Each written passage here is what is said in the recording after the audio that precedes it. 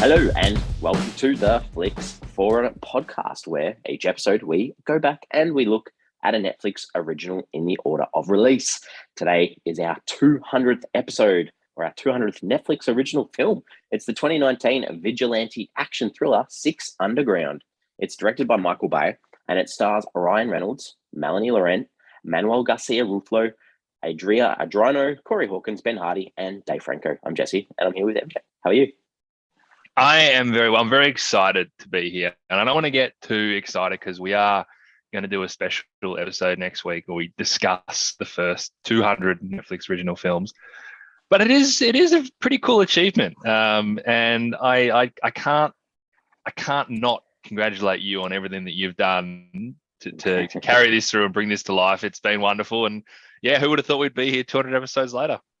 Yeah, and it wouldn't be the same if I was just doing this by myself. So all the people that have come on at some stage, especially you, MJ, been here for 95% of the time. We've had a lot of fun doing this, I think. And, we love movies. We love talking about it. So it's been good to check out a lot of stuff that we probably never, ever would have seen, ever. That's the beauty of it too. I watch movies now that we're obviously not doing on the podcast, and I'm just like, man, I need to talk for 45 minutes about this movie with someone. So it is nice to have this platform to do that. Yeah, and this is one of those ones I think where I wanted to see it when it came out, and it sort of sat there for a couple of years, and we're ready to talk about Six Underground. Let's start off with our fast flicks. What's this film about? Yeah, I'm the same. I knew nothing about this movie apart from the fact that it was Michael Bay and Ryan Reynolds. And I was like, cool, I want to watch this. I'm like, we'll get to it on the pod. But the movie is about a billionaire who puts together a crew of elites who all fake their own deaths to try and remove the current evil leader of Turkestan, fictional country Turkestan. Yeah. I've gone 6/7 off the grid vigilantes try to rid the world of evil. That's it. That's the thing. I didn't know what this movie was about at all. No, me either. Well, what did you find out about it? What do we know about how this arrived on Netflix? This big film. Yeah, there's a little bit here. I'll try and not go into too many details that aren't important. But look, basically the crux of it is March 2018 was when it was first formally reported that Michael Bay was going to direct this movie. It was based on a script by Paul Wernick and Rhett Reese. It was produced by David Ellison, Dana Goldberg, Don Granger, and Michael Bay himself. So a couple of months later was when it was first reported that Netflix would actually distribute the film. And they intended at the time for this to be this new action franchise with Ryan Reynolds starring as the lead character in these movies. So principal production commenced on the 30th of July in 2018. They filmed I think they filmed until the start of December. So it's a decent film. They filmed in LA, Italy, Budapest, a lot in the UAE. I think they did like 5 different cities, 24 different locations in the UAE. They actually had the UAE military working with the crew. And at times they provided soldiers as extras, as well as an aircraft that appears in the film. So we're talking like 5 months almost of production. Or principal photography before it wrapped, and then it eventually premiered at the Shed Arts Center in New York City on the 10th of December 2019, and that was only 3 days prior to it releasing digitally in Netflix and in limited theaters as well. Obviously, you can imagine this film looking pretty good in the cinema, so there's probably reason for them to be doing that. Had a budget of $150 million. And as of right now, it's the 4th most expensive Netflix original film ever. And that includes The Grey Man, which is out, basically. The Grey Man's out. Red Notice and The Irishman are the other two. So that's how big this film is from a budget perspective. It's in the top 200 films ever in terms of a budget, the highest budget of top 200 ever. We are talking, and there's obviously a lot of films made with $150 million. I'm trying to bring some more recent ones, so we're comparing apples with apples. I did chuck in Transformers there because it is another Michael Bay movie, but Wonder Woman, a couple of the Harry Potter movies, Matrix Reloaded, Shang-Chi and the Legend of the Ten Rings, Thor the Dark World, Dunkirk, which is a big budget Christopher Nolan movie, Ready Player One, which is I'm surprised the budget wasn't bigger than that. Space Jam: A New Legacy. These are all big budget movies, and this is what Six Underground is on par with. So after the film obviously released, and about a month or two later, Netflix announced that the film had been viewed by over 83 million viewers on its service in the first month of release. We know Netflix like to pump their chest with that kind of stuff. So that all happened, but then 5 days after it released, only 5 days after release, it got obviously some mixed reviews, and the plans for a sequel were basically put in doubt immediately. And then on July in 2021, Netflix's film chief, Scott Stuber, confirmed that the film would not be getting a sequel, despite its success, what they call a success. He considered the film to actually be a failure, as in from a creative perspective. He says, we didn't feel like it got there creatively. It was a nice hit, but at the end of the day, we didn't feel like we nailed the mark to justify coming back. There just wasn't enough deep love for the characters of this world. So any chance of a franchise off the back of this seems to be doomed. But that is Six Underground. It was so well put together, all in such great order too. Loved it. I think I'll add in here the fictional country of Turkestan, which is sort of mentioned in your fast flicks. I guess it's obviously, so it's not real, but it is sort of based a little bit off the real country of Turkmenistan, which is an Islamic republic. And when the film came out, it's sort of behind North Korea, the sort of the most secretive sort of location, and been ruled by a dictator since the fall of the USSR back in 1991. So not a lot known of what goes on in that country. Very similar to what we see in North Korea. So very interesting that that's where the inspiration for these characters took place. They didn't try too hard to change the name, I guess. Nah, just took a few letters, added G. We're all good. It was nominated for 13 awards altogether. It won 2 of those 13. So one of the nominations was the Golden Trailer Award, which we often see for Netflix loves nominating their films for that. Yeah, most of the other awards were for stunt performances. So it actually won 2 awards for stunts, which if you've seen the film, you can probably understand why. There's some good stuff in this. The tagline for this one. Did you see the tagline? I did. I can't remember it, but I did see it. And I can't even remember my reaction to it. So remind me. Good. So it is, they say no one can save the world, meet no one, which I think is quite clever. Very clever. I don't mind it as well, because it fits in with what they're trying to do. They're not trying to be a super serious film, so that's fine. And it all, like the character one, like in that they've repeated his name in that both sentences too. Like clever for me. Yeah. Translations across the world. So not a lot of deviation here, but so Portuguese, it's called Squad 6. Spanish, it's 6 in the Shadow. So a lot of, like, obviously keeping the idea of these 6 main crew in there. Croatia, it's called the Phantom 6. Lithuania, Secret 6. Russia, Ghost 6. Serbia, 6 rogue agents. In Taiwan, this is where we start to change things up a bit. It's called Ghost Strike, fighting violence with violence. Oh, I like it. It sounds like a video game. Yeah. With in the Ukraine, it was called 6 Feet Underground. And in Vietnam, it was called 6 Underground, the War of the Underworld. To me, that sounds like a supernatural kind of Anyway, some interesting. I like the title 6 Underground. I think it's a good title. Once you watch the movie and you realize what it's about, I think I'm happy with that title. Me too. Well, let's talk about what people have been saying. What are the critics and audiences saying about this film? What are they saying? So it on IMDb, it has 172,000 ratings. That's really high. So I guess when Netflix calls it a success, it's because it got eyeballs, right? And you'd be pretty annoyed if you're spending $150 million on a Michael Bay movie with Ryan Reynolds and you weren't getting eyeballs. But it's at a pretty respectable 6.1 out of 10. That's not bad. That's considering they basically talk about how they had to can any sequels because it didn't work. That's not a bad number. Letterboxd didn't love it as much. 2.5 out of 5. 82,000, nearly 83,000 ratings there. So still good numbers. 2.5 is not a great score, but it's not a horrible score. So it's, it's kind of hard. I think there's people that will just flat out like this movie because of it just gives them what they want. So I can see what they're saying by creatively it was a flop, but people still kind of liked it a little bit. Okay, and when you've got 83,000 ratings on Letterboxd, you're going to have a very mixed bag, especially with the clientele on there as well. So yeah, I don't think that's too bad. Rotten Tomatoes, the critics have got it at 36%. That's on 97 reviews, so it's a rotten. And the audience had it at 60%. So a lot higher, and also almost the most I think we've seen from an audience on Rotten Tomatoes. Over 2,500 people. That's pretty high. Yeah. Which is interesting. Yeah.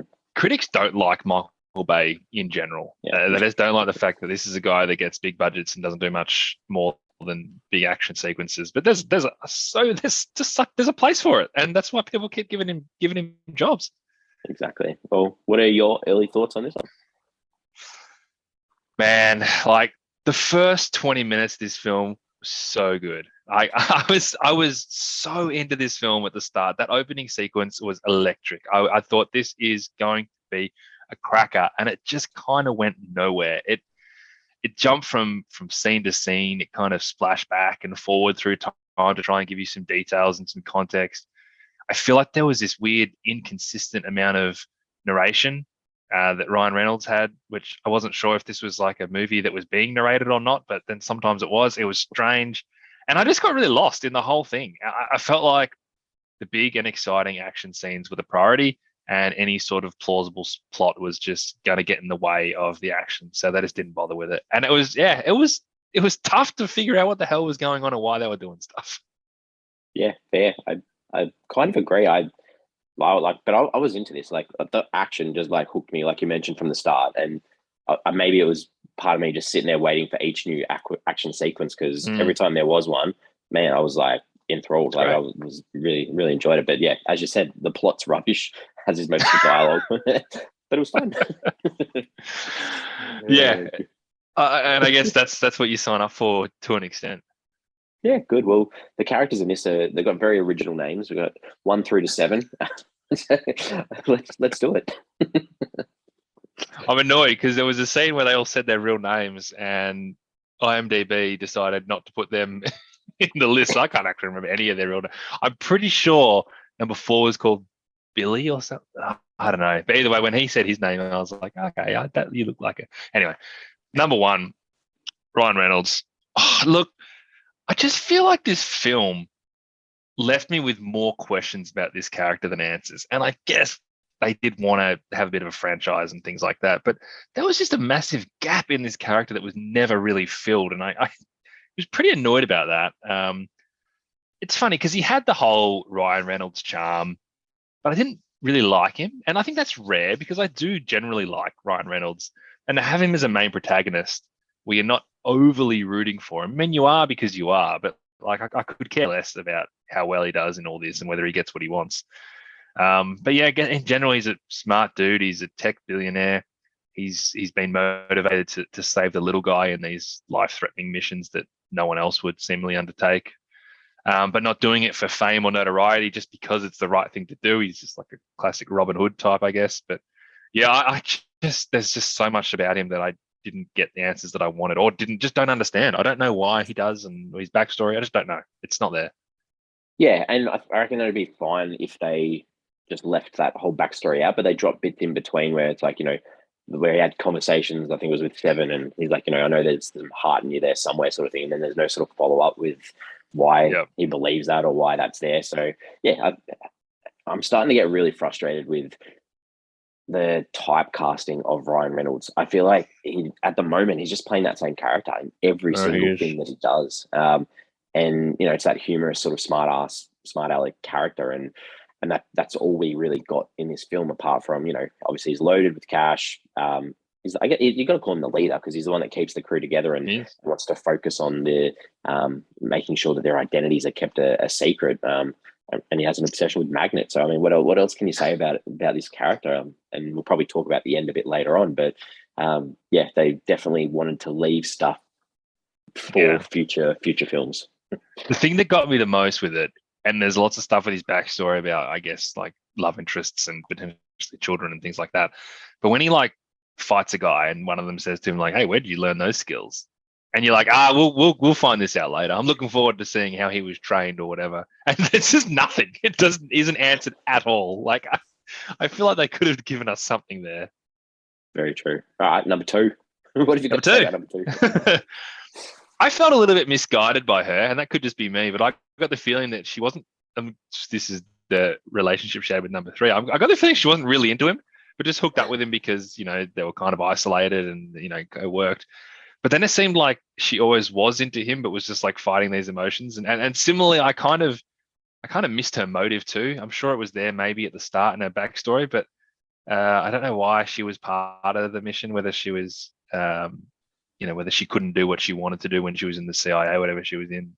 I just wasn't that interested in her and understanding. I feel like I just wasn't given enough information, so I wasn't interested. But she was a no-nonsense, battle-hardened elite killer with not a lot of personality.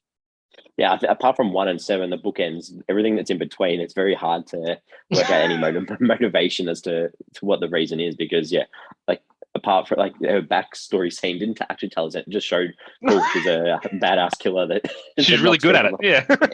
And she wants the worst person to be left for her, and that's it. And she just walks through the day. It's crazy. But yeah, this, I guess it's hard not to talk about 3 here as well, because they're pretty tied closely together, especially with 3's sort of the only one that we know of that breaks the rules with keeping his identity secret, and you know, that sort of links back to, you know, he can't give his mother up, and they sort of build that connection in that, you know, he wants to meet his mother and in the middle of a battle scene and things like that. So and I found it interesting too that there's no consequences for those 2 in, you know, openly catching up with someone that they know, apart from a short little threat from number 1 in the backseat of a car for number 3. That's it. And in a movie like this, when your identity is such an important thing, I think it's probably needed some sort of, you know, you expect some consequence of someone recognizing them or picking up on who they are. Yeah, and that adds more tension to the film and the characters and their mission. Whereas it was like, nah, we'll threaten you. You're not going to do it again. Cool. But we do it again, but there's no consequences. So it's all good. That's a good point. It would have been so easy to put that in, that somebody saw him, recognized him, and thought, that's actually so-and-so who said he was dead. Yeah. He, I feel like we got a little bit more with number 3 because they showed that side of him struggling to walk away from the, you know, the faking your own death stuff, because there's a human side to him because of this. But then they have that flashback of him murdering this single dad with a daughter that you assume is a defining point for him, probably leading him to this crew. But then you don't feel any sympathy for him because he still just basically kills anyone that he's asked to kill. So I don't really know why they showed that scene, because it didn't change him. It's the backstories for both 2 and 3. They didn't add anything or explain anything. They're okay, just like, cool. They're bad. They're people that are used to violence, so they're happy to continue with violence. Yeah. Okay. Good. I'm glad we're clear. Well, number leading into number 4 too, the parkour sort of dude, some pretty good skills. But I guess the same thing for him was he was a thief. He was a jewel thief, and he got brought in based on his ability to run around and jump through things and run away. And that's it. Like, what else do we know about this guy? I mean, he was a comic relief a little bit. That's important. I don't know. He was somewhat desperate, misunderstood. I get the feeling he doesn't often put himself first, as much as being a thief is a selfish thing. The risk of what he does is always worth putting his life in danger, it seems. And it also seems like he is a hell of a team player. Like, he did tend to sacrifice himself quite a bit and just thought, I'm done here, you guys go, which is admirable, but it is also, there's something going on there about how much he cares about himself, which could have been unlocked in future films, I guess. True. Number 5, the doctor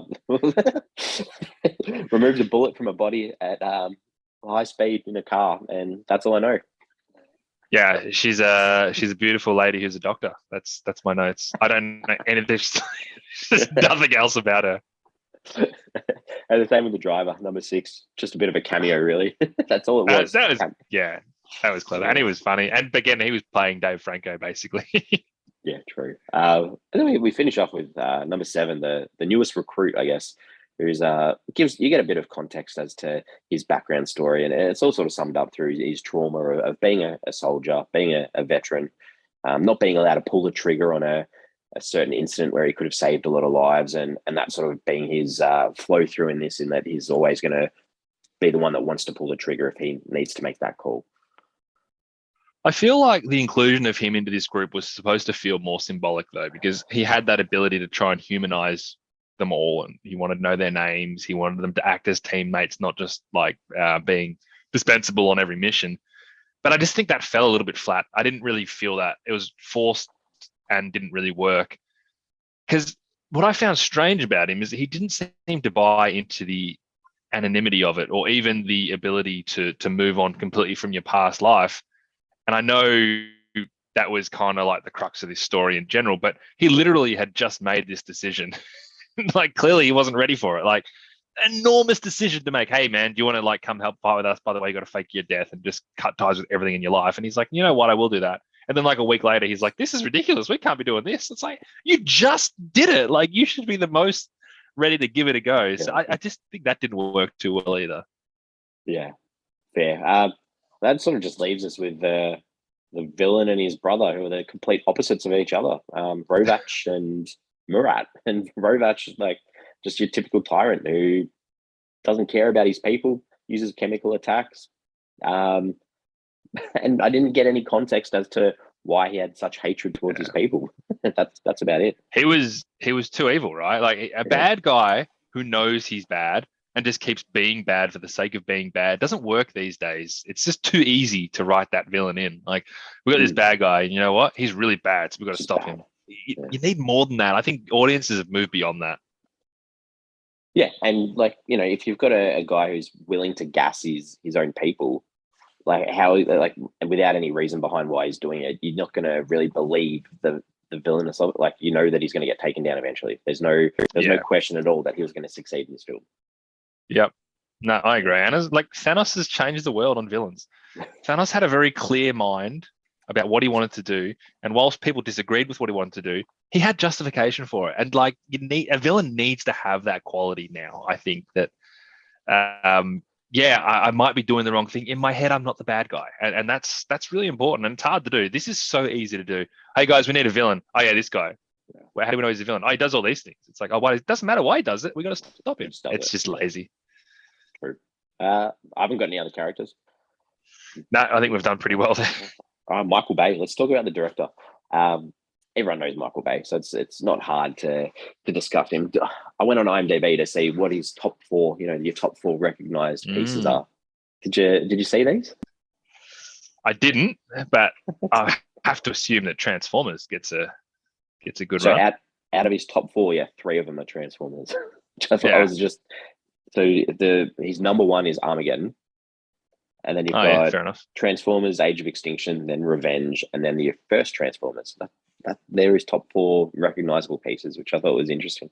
Well, I think that's kind of the main stuff he's done, because he did Bad Boys? Yeah, Bad Boys 1 and 2 as well. Yeah. And anyway, and really for me, I just couldn't believe that I didn't realize there's actually 5 Transformers movies plus the Bumblebee film. Like, I thought maybe off the top of my head, like 3. But yeah, there's like 6 Transformers films with another one coming.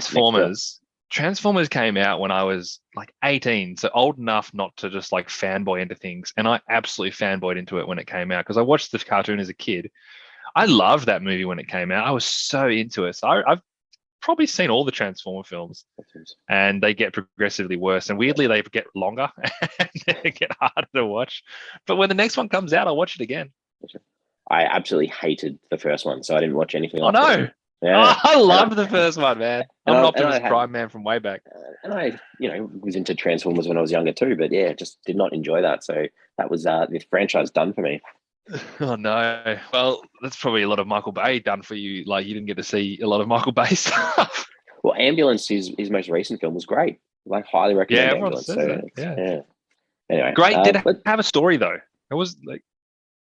Without going into too much into it. It's like action. It's like this. It's, you talk about closing the streets across Italy. In Ambulance, he does the same during the pandemic in LA. So he's got free reign over the whole of LA and the streets. It's great.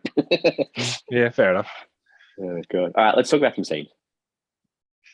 Yeah, go for it. What did you like? I've got one scene which is basically the first 20 minutes of the film. I thought the whole opening chase was fantastic. That the tone that it set, the banter that they were having between themselves, there's that arrogance to them, there's charisma in it. And I'm just like, this is a movie that I want to watch. And think specifically within that 20 minutes, there's this awesome shot where Dave Franco spins the car 180 degrees and ends up side by side with his moving truck. And then the truck takes out the bad guys. That was just so cool. Okay. And then they've got the humor stuff with like the nuns and then like all the babies and then the puppies in slow motion, the mum getting hit by a pigeon. When he put on Spice Girls, like everything about it was fantastic. And also, when they killed off Dave Franco, I thought that was awesome. I think it was so clever. I'm watching this film. I told you I knew nothing about it. And then I'm like, oh, Dave Franco's in this film. I didn't know Dave Franco was. That's great. I like Dave Franco. But to have the balls to kill him off, I love that too. I think it's brilliant. It was such a good opening 20 minutes. And I guess that's because there wasn't a lot of story in the opening 20 minutes. Because when we got to settle down and put a story in here, that's when it lost me. But that's the stuff that I liked. It just went so downhill from there.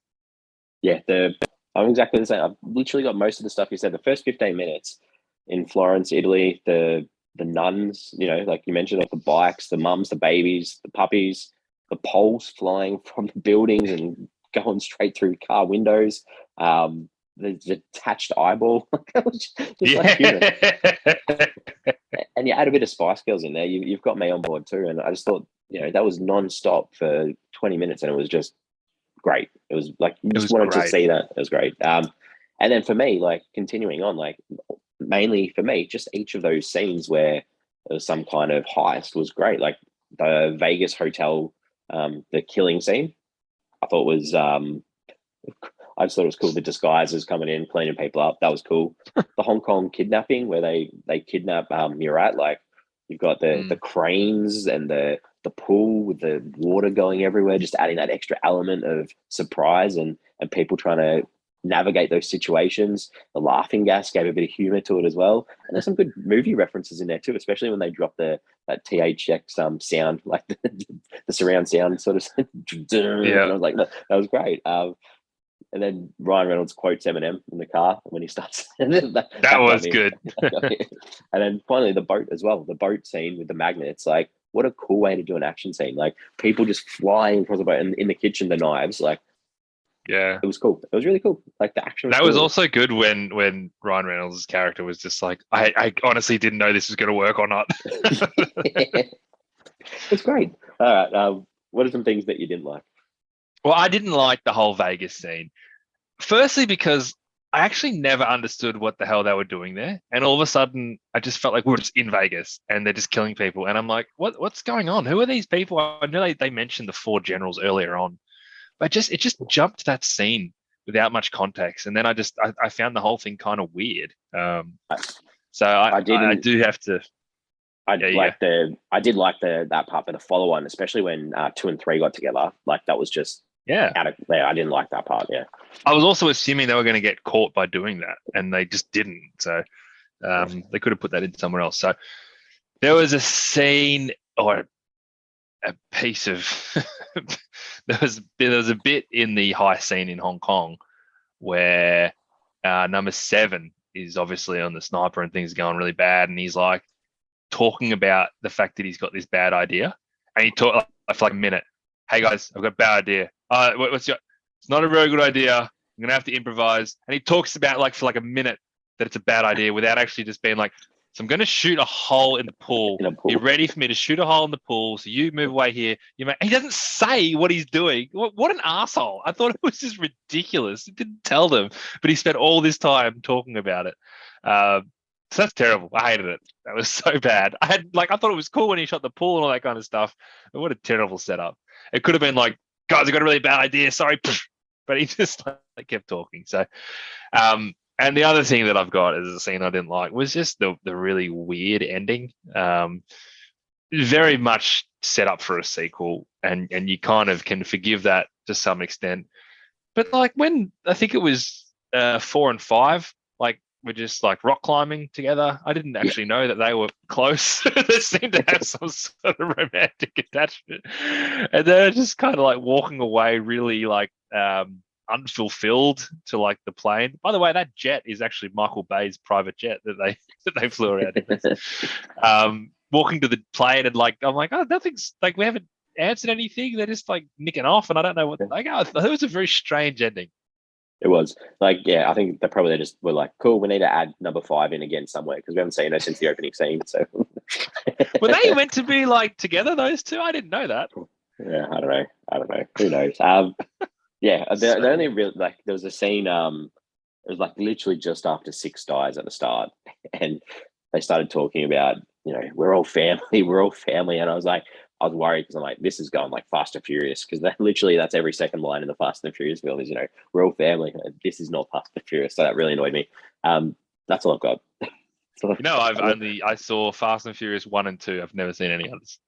Oh, okay. Well, family's a big theme moving forward. I do hear that. I hear that mocked. That's like mocked everywhere. Yeah, that's why it was cringy for me. Very cringy. Fair enough. Themes, ideas. What would this one say?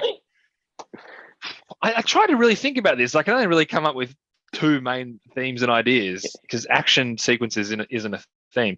But the idea of doing what's wrong and pushing through all the bullshit, all the politics that stands in the way to do what's right. Obviously, there's reasons why no one else is stepping in to stop this dictator. So take it into your own hands, because I don't care what's stopping me from doing it. I'm just going to go and do it.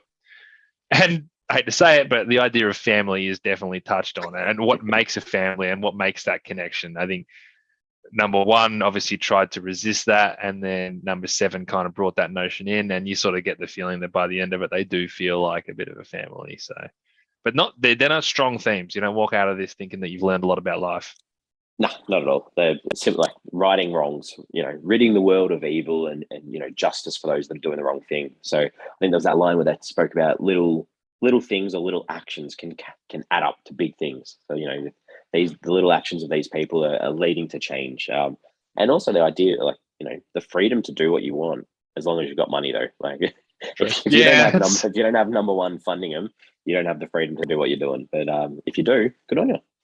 Is he entirely based in cash? Because how is he sort of taking money out if he hasn't got an identity? I don't know. Don't know either. And by the end of the film, apparently all his money's sort of in a vault through Sun anyway. So yeah, geez, that was weird. It was weird, yeah. All right, well, what did you take away from this one? I took away the idea that action sequences can't carry a movie, at least for me anyway. Because the story development in this was just an afterthought. And I think when people probably raised red flags on it, they were just like, who cares? The story progresses enough for us to have these action scenes. We're going to keep doing it. And that's cool to look at and kind of enjoyable. But even when you want to switch your brain off, I kind of needed something more, because I got lost in the story because it just wasn't clear. And it wasn't a difficult story to follow. It was just jerky the way that it was edited. Yeah, that's fair. First, I've got a couple. So we've said this before, though. Like, you've got the poor brown people needing to be saved by the rich Westerners again, and it's a hard thing to do right. And it wasn't like necessarily a really negative thing in this, but again, it's that idea that the last 20 years since September 11, who are the villains in the films that we watch, especially big budgeted American war films. So yeah, it's just an interesting thing to sort of like think about. How do we change that? And who knows, the next 5 years, maybe the Russians are going to be the villains again, in what we see. Well, they are in Marvel movies. Yeah, true. The Muse, the band, they got a good workout in this film. They had heaps of songs. And I was just like, as the film was going, I was like, more Muse, there's more Muse. It was just interesting. I've seen them like 3 times, so the music's very probably where the budget went as well. Yeah. And the last thing, this movie was like over 2 hours. It was literally like under 2 minutes of credits. I don't think I've ever seen a movie this long. That. I thought the same thing. It's crazy. But especially a movie this expensive and this big and this many action sequences, I thought it must have been like every man and his dog working on it. I'm glad that you brought that up, because I thought the exact same thing. Yeah, like surely like you'd have 2 minutes just of special effects of people. Did you go into IMDb to look anyone up? I did. I jumped on for number 2, Melanie Laurent, and one of those faces of like, I know there's going to be a ton of films that I've seen you in, but I just can't quite put my finger on it. And there was a ton of things that I've seen her in. She is in Inglourious Bastards. She's in a French film called Paris from 2008, which is a very nice film.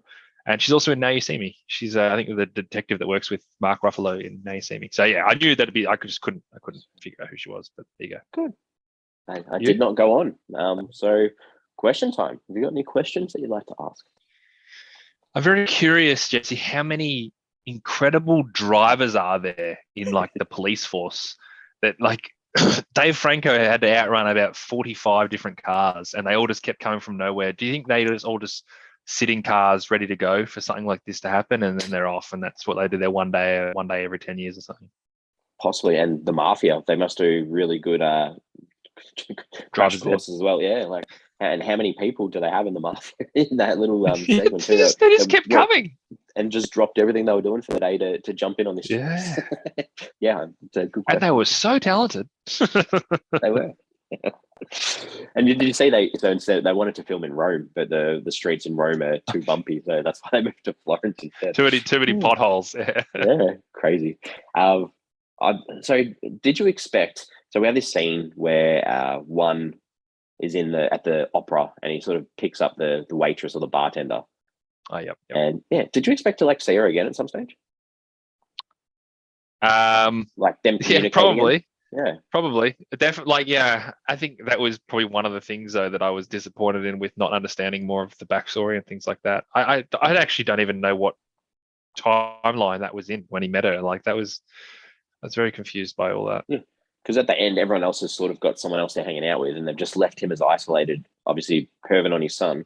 But they could have had that connection with him and left the son thing out.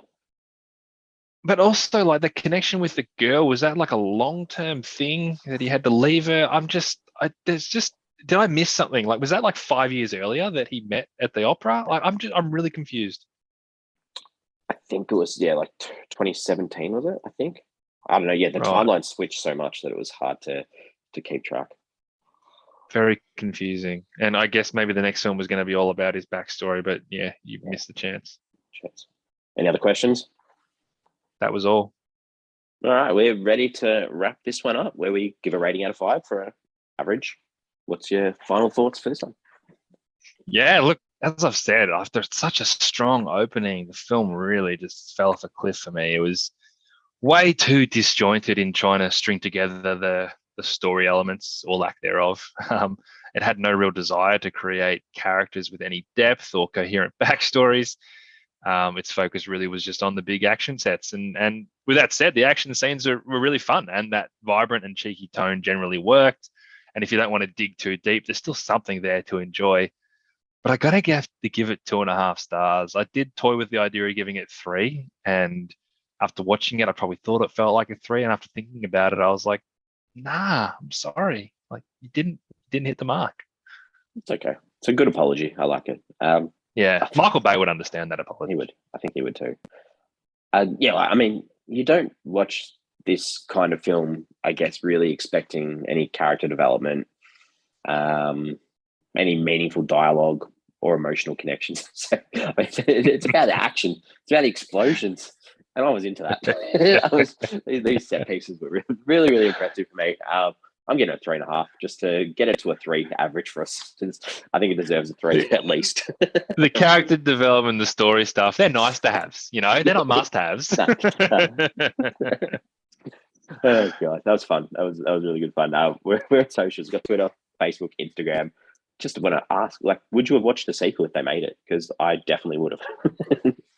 If the sequel promised backstory, then I'd be too curious not to. As long as I had those big set pieces, I'm in. Yeah, because Michael Bay is going to do a 90-minute drama about relationships and. Oh man! Well, as we sort of mentioned at the start of the show, we've got a bit of a special one next week where we're going to do a bit of a draft of the first 200 episodes from Netflix. So I'm going to try to put together a list of our best Netflix original films in category sort of order, and try and come up with a list each of 10 films to see who's got the best list. I like the idea of this. My lineup is going to be really hot. I'm pumped. I'm so pumped for this, Jesse. I can't wait. I've already, like, the strategies in my head about what to do. I don't know. I don't know how to attack it. I'm trying to think how you would think. That's what I have to do. I need to figure out what you're going to be doing. There's going to be a lot at stake. I think so too, and I'm glad you're trying to think how I'm thinking, because I still haven't worked it out. So this is these are mind games, man. You're getting me all confused. Well, I think I know. I believe I know where you're going to go with, but it all depends who gets the first pick too. We'll have to work out a fair way of working that out. We should ask social. Ask our people how we should decide our first pick. Good. Should it be a coin toss? Should it be a random generator? What should it be? Don't know. Anyway, I'm really looking forward to this. We'll find out next week. So give us a listen next week to hear that. And thanks as always, MJ. It's been good. Thanks, mate. I'm glad we got to chat through that one. That's good. All right. We'll see you next week. Looking forward to it.